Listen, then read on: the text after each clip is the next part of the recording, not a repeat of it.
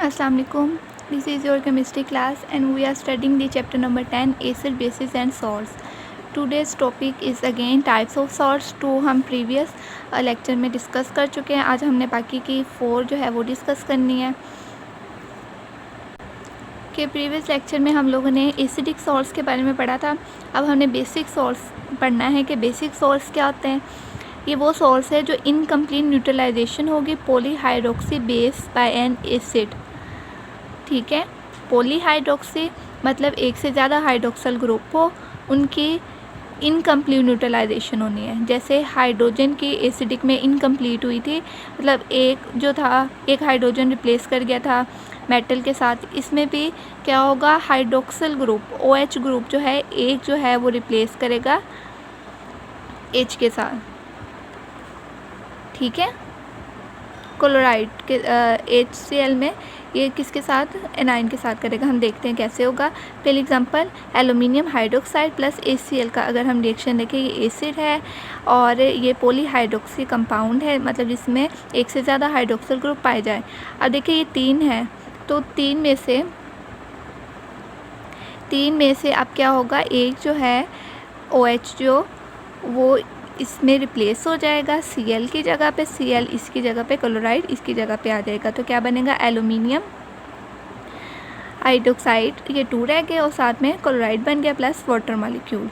ठीक है, इसी तरह से लेड हाइड्रोक्साइड में अगर हम देखें 2 OH है.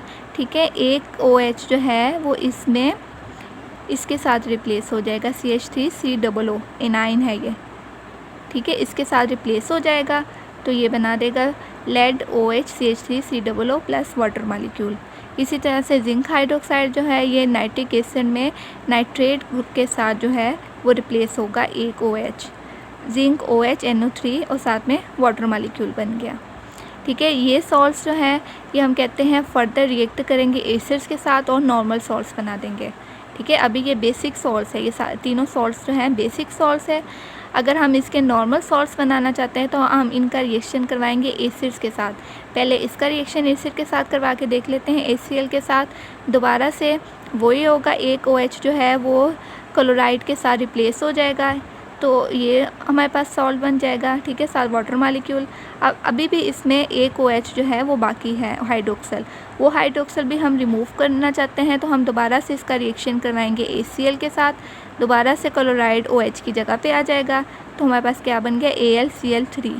ठीक है, 2 पहले थे, एक और आ गया, क्या बन गया, AlCl3 aluminium chloride plus water. अब ये नॉर्मल सॉल्ट बन गया है.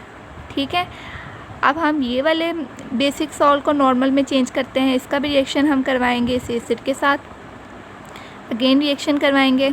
ठीक है, ये अब इसके पास एक ही OH है, तो ये एक दफ़ा ही हम इसके साथ रिएक्शन करवाएंगे तो एसीटेट इसकी जगह पे आ जाएगा, इसकी जगह पे एसीटेट आ जाएगा, लेड एसीटेट. ठीक है, 2 मॉलिक्यूल्स इसके बन गए और साथ में वाटर. इसी तरह से ये जो हमारे पास बेसिक सॉल्ट था जिंक का, इसमें देखिए इसमें भी एक OH है, वो OH जो है वो नाइट्रेट के साथ रिप्लेस हो जाएगा. ठीक है, नाइट्रेट यहाँ पे एक इसका मॉलिक्यूल है, नाइट्रेट का एक और इधर से आ जाएगा, तो 2 नाइट्रेट के मॉलिक्यूल बन गए और साथ में एक वाटर मॉलिक्यूल बन गया.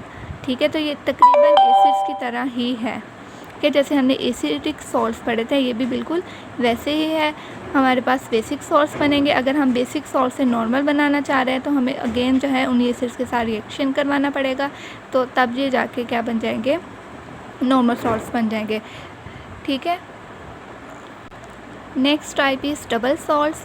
डबल सॉल्ट्स इसके नेम से ही जाहिर हो रहा है कि ये डबल होंगे. 2 नॉर्मल सॉल्ट्स हैं वो मिलेंगे, क्रिस्टलाइज होंगे.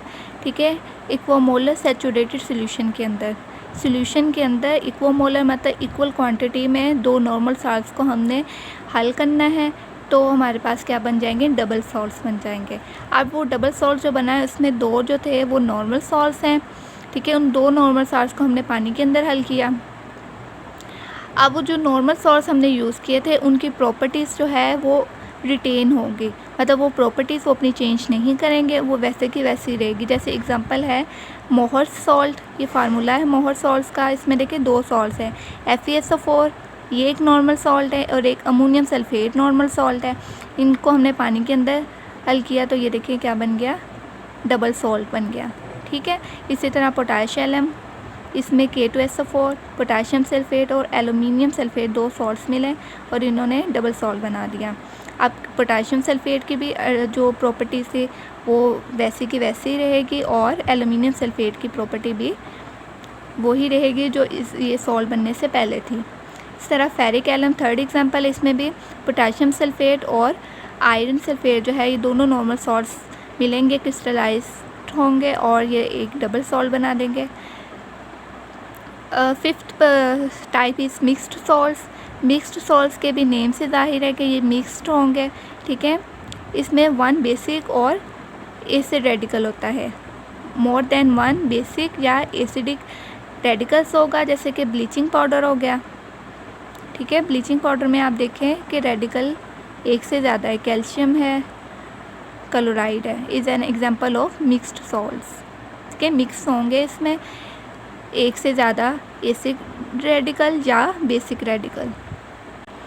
Last type is complex salts. ये वो कम्प्लेक्स इनका फार्मूला होगा और ये सॉल्ट जब हम इसे डिसोसिएट करेंगे तो एक हमें एनाइन कम्प्लेक्स मिलेगा और केटाइन सिंपल मिलेगा, या केटाइन कम्प्लेक्स मिलेगा और एनाइन सिंपल मिलेगा।